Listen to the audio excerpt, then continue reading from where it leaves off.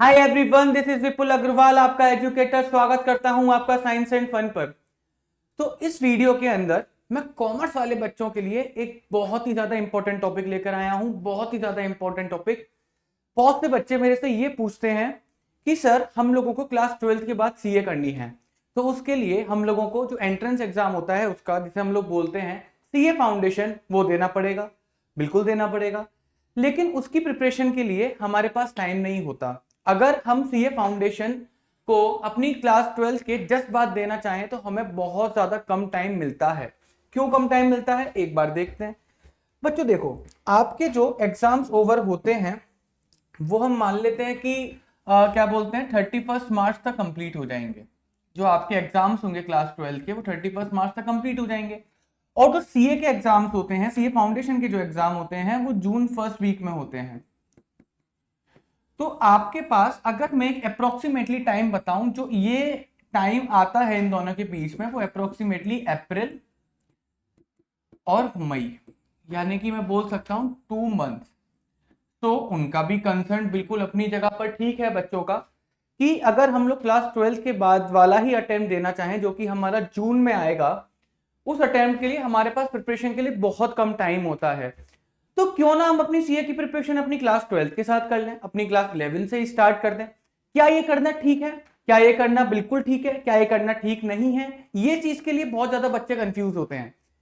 ये सारे डाउट मैं आज के इस वीडियो के अंदर आप लोगों के 100% क्लियर कर दूंगा। आपको एक पाथ दे दूंगा, एक डायरेक्शन दे दूंगा कि अगर आपको ये वाला अटेम्प्ट देना है तो आपको किन चीजों के ऊपर फोकस करना है अपनी क्लास 11th में और अपनी क्लास 12th में। क्लियर है? तो आइए जल्दी से फिर स्टार्ट करते हैं। और स्टार्ट करने से पहले, सबसे पहले हम लोग ये समझते हैं कि भाई सीए फाउंडेशन के अंदर चैप्टर्स या फिर सिलेबस, उसका सिलेबस क्या है। सीए फाउंडेशन का सिलेबस क्या है, कौन कौन से उसके अंदर सब्जेक्ट्स होते हैं। ठीक है, तो बच्चों सीए फाउंडेशन के अंदर हमारे कुल मिलाकर 4 सब्जेक्ट्स होते हैं। आपको नाम सुनने में बड़े अजीब अजीब से लगेंगे, लेकिन आपने ये सब्जेक्ट क्लास 11th और 12th में पढ़ोगे। ये सब्जेक्ट आप लोग पढ़ने वाले हो। क्लियर है? कुछ आपके लिए बिल्कुल नए सब्जेक्ट होंगे, कुछ आपके लिए वही अपने पुराने सब्जेक्ट होंगे जो कि आपके 11th और 12th के सिलेबस में थे। एक बार देखते हैं principle and practice of accounting. ये बच्चों बेसिकली कुछ भी नहीं है, आपका क्लास और 12th, क्लास 11th और क्लास 12th का अकाउंटेंसी है। क्लियर है? ये इसका जो मार्क्स होते हैं वो 100 मार्क्स का पेपर होता है। और ये जो पेपर होता है बच्चों, सब्जेक्टिव होता है। सब्जेक्टिव मतलब इसे आपको पूरा पूरा लिखकर आना पड़ेगा। 3 घंटे का इसका टाइम ड्यूरेशन होता है। पूरा इस पेपर को आपको लिखकर आना पड़ेगा। जिस तरीके से आप अपने क्लास 11th क्लास 12th के अंदर अकाउंट्स के क्वेश्चन सॉल्व करते हो, वैसे ही पेपर आप लोगों को सीए फाउंडेशन में जाकर अपना सॉल्व करना पड़ेगा। क्लियर है? इसके लिए जो मैं आप लोगों को एक बात बताना चाहता हूं वो ये है कि इसका जो सिलेबस है ना, वो आपका 80%, अप्रोक्सीमेटली 80% सेम है आपके क्लास 11th के और क्लास 12th के सिलेबस से। बस फर्क बस इतना है कि जो सीए फाउंडेशन में क्वेश्चंस पूछे जाते हैं वो एक स्टेप डिफिकल्ट पूछे जाते हैं, एक स्टेप एडवांस पूछे जाते हैं। लेकिन अगर आपके क्लास 11th और 12th में कॉन्सेप्ट 100% क्लियर हैं तो आप लोगों को इन्हें टैकल करने में कोई भी प्रॉब्लम नहीं रहेगी। और जो बाकी का 20% जो सिलेबस होता है वो इतना डिफिकल्ट नहीं होता, क्योंकि वो सारा सिलेबस उन्हीं कॉन्सेप्ट्स के ऊपर बेस्ड होता है जो कॉन्सेप्ट आप अपने क्लास 11 और क्लास 12 में पढ़ने वाले हो। So you don't have to worry about accounting, क्योंकि आप ये सारा सब कुछ पढ़ के जाओगे अपने क्लास 11th और 12th में। थोड़ा सा जो बचेगा उसके लिए आपके पास 2 महीने का बहुत सफिशिएंट टाइम है। इनफैक्ट मैं तो ये बोलता हूं कि 10 to 15 डेज के अंदर बाकी का आप 20% सिलेबस कंप्लीट कर लोगे और बाकी का जो बचा टाइम है वो आप अपने रिवीजन के लिए दे सकते हो। सो आपको अकाउंटिंग के लिए तो बिल्कुल भी कोई टेंशन लेने वाली बात नहीं है। सेकंड जो मैं आप लोगों से बोलना चाहता हूं वो ये वाला सब्जेक्ट, सेकंड सब्जेक्ट हमारा बिजनेस लॉस, ये एक सब्जेक्ट है। और हमारा बिजनेस करेस्पॉन्डेंस एंड रिपोर्टिंग, ये हमारा दूसरा सब्जेक्ट। इसके अंदर मैं कह सकता हूं आपको थोड़ी सी प्रॉब्लम होगी।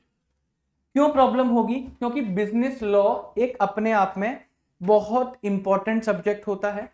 ये दोनों सब्जेक्ट मिलाकर एक ही पेपर आपको देना पड़ेगा जो कि आपका 100 मार्क्स का होता है। अगेन ये भी आपको सब्जेक्टिव होगा, यानी कि आपको लिख कर आना पड़ेगा। क्लियर है?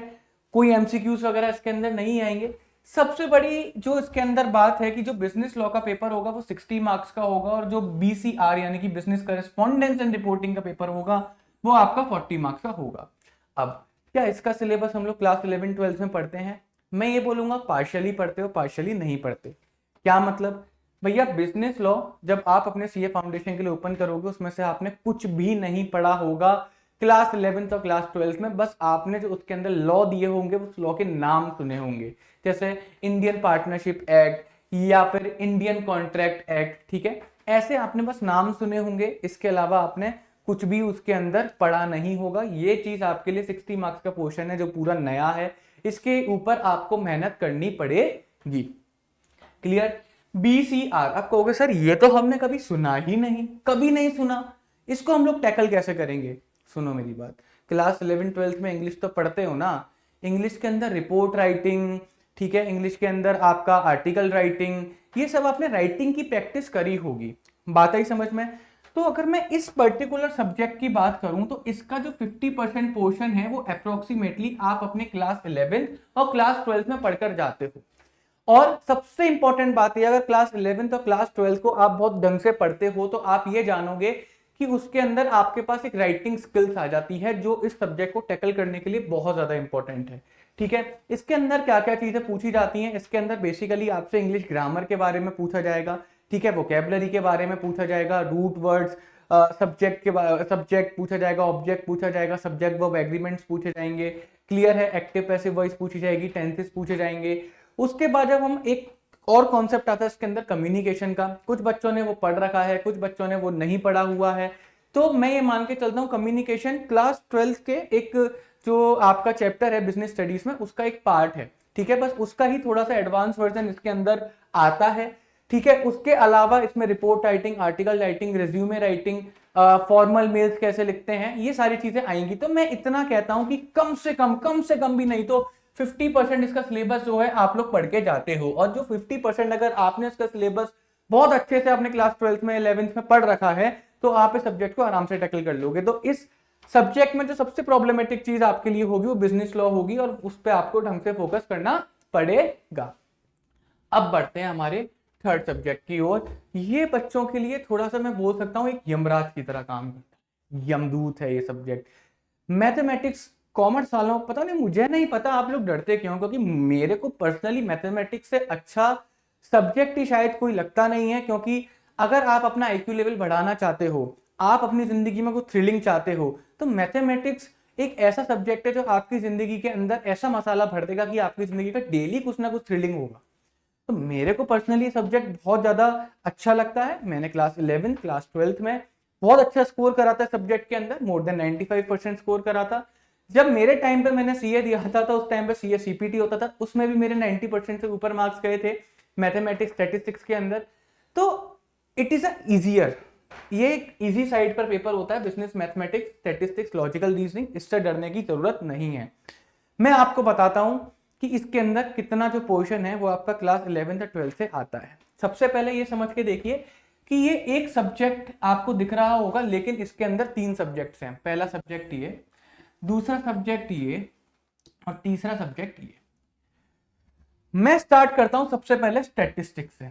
बच्चों इधर बात ध्यान से देखना, स्टैटिस्टिक्स 80% स्टैटिस्टिक्स आपकी क्लास 11th वाली उठकर आने वाली है। प्रॉब्लम सबसे ज्यादा ये होती है कि उस स्टैटिस्टिक्स बच्चे पढ़ते ही नहीं हैं, उसको इतना सीरियसली लेते ही नहीं हैं। जो क्लास 11th में आपकी स्टैटिस्टिक्स आती है, कुछ कुछ टॉपिक कर जाएंगे, कुछ कुछ टॉपिक छोड़ जाएंगे, फिर उसके बाद में बोलेंगे कि हमारी स्टैटिस्टिक्स पूरी रेडी है। ये आप सबसे बड़ी गलती करते हो। मैं खुद अपने पेड बैचेस के अंदर बच्चों को इसका इंपॉर्टेंस बताता हूं कि अगर आपको कल को सीए जाकर देना है ना, तो ये समझ लेना कि भैया ये 40 मार्क्स का आने वाला है स्टैटिस्टिक्स ये फाउंडेशन में, और 40 में से कम 30 नंबर की तैयारी आप अपनी क्लास 11th में ही कर लोगे। अगर आप क्लास 11th की स्टैटिस्टिक्स को पूरा ढंग से कॉन्सेप्चुअली डीप में जाके समझते हो तो मैं करवाता हूं तैयारी, मैं उनको एक एक क्वेश्चन पूरा प्रिपेयर करवाता हूं, मैं उनको एक एक कॉन्सेप्ट पूरा डिटेल में बताता हूं, हर पैरा कहते हैं ना हर डायरेक्शन से उनको समझाता हूं, तो मैं उनको इंपॉर्टेंस बता रहा हूं। तो आप भी जो मेरे पेड बैचेस के बच्चे नहीं हैं वो भी इस स्टैटिस्टिक्स वाले पोर्शन को बहुत अच्छे से एनालाइज करना, बहुत अच्छे से एनालाइज करना, बहुत अच्छे से पढ़ना, क्योंकि 40 में से 30-35 मार्क्स तो आपको आराम से क्लास 11 का ही सिलेबस देके चला जाएगा। कुछ टॉपिक्स ऐसे हैं जो कि आपके लिए नए होंगे, लेकिन यार अगर आपको स्टैटिस्टिक्स का बेसिक क्लियर है, आपको कोरिलेशन अच्छे से आता है, तो आपको रिग्रेशन भी समझने में कोई प्रॉब्लम नहीं होने वाली।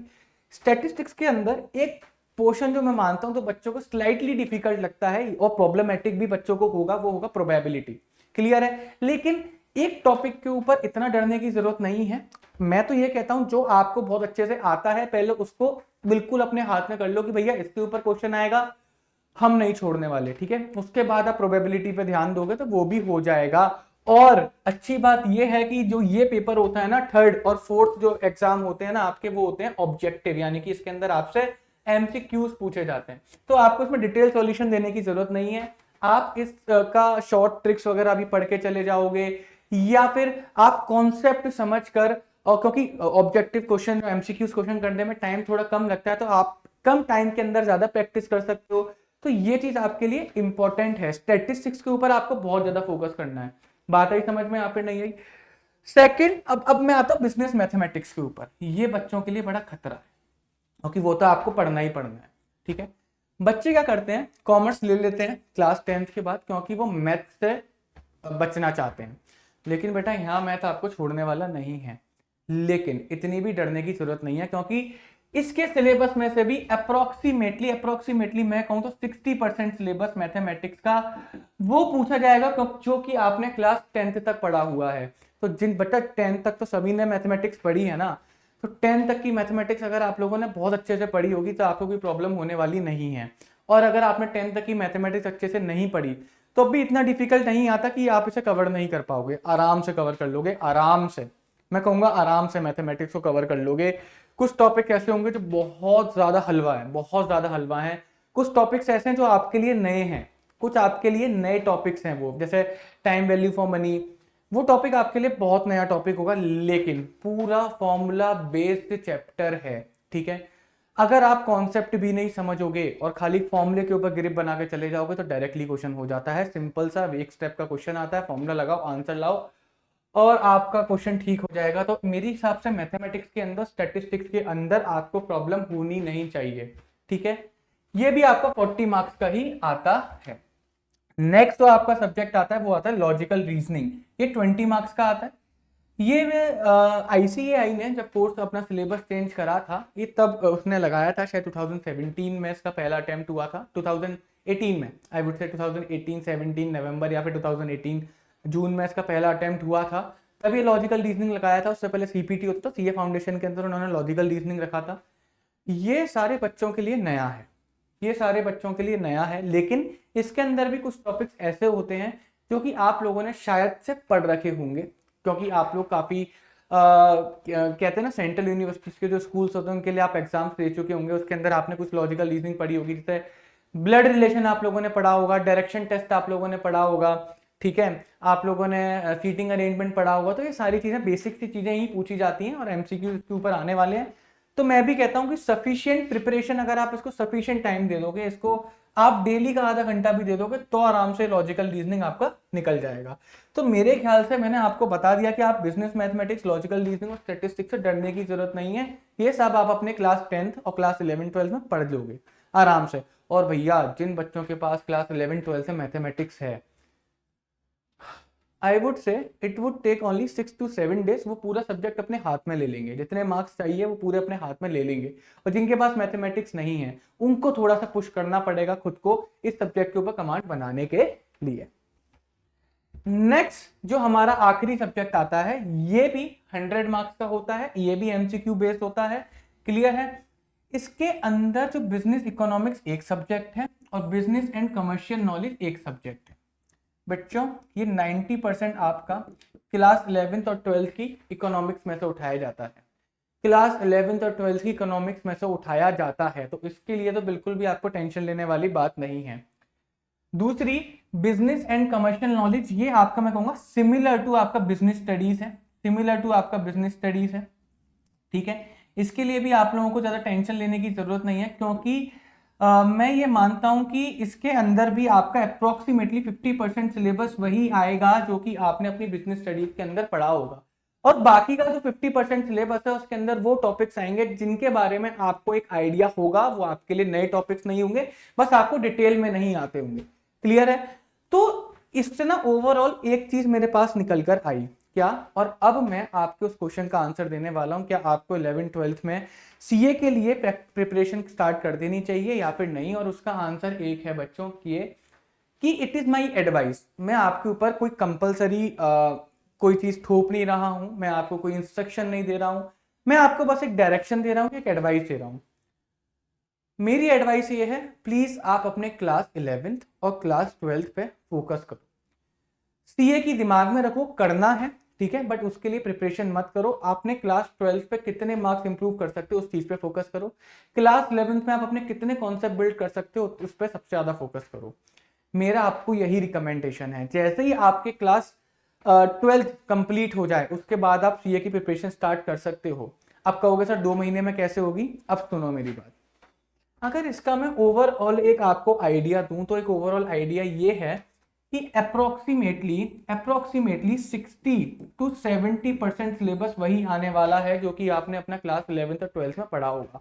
मैं मानता हूं थोड़ा सा एडवांस लेवल का आएगा, लेकिन अगर आप लोगों ने अपने 11th और 12th के सारे सब्जेक्ट्स को बहुत अच्छे से पढ़ा होगा, एकदम कॉन्सेप्ट क्लियर कर लिए होंगे, तो आपको इन क्वेश्चंस को टैकल करने में इतनी सी भी प्रॉब्लम नहीं आने वाली। आपको बस वही रिवीजन करना है जो आप करते हुए आ रहे थे उन वाले क्वेश्चंस का, कोई प्रॉब्लम आपको नहीं होने वाली है।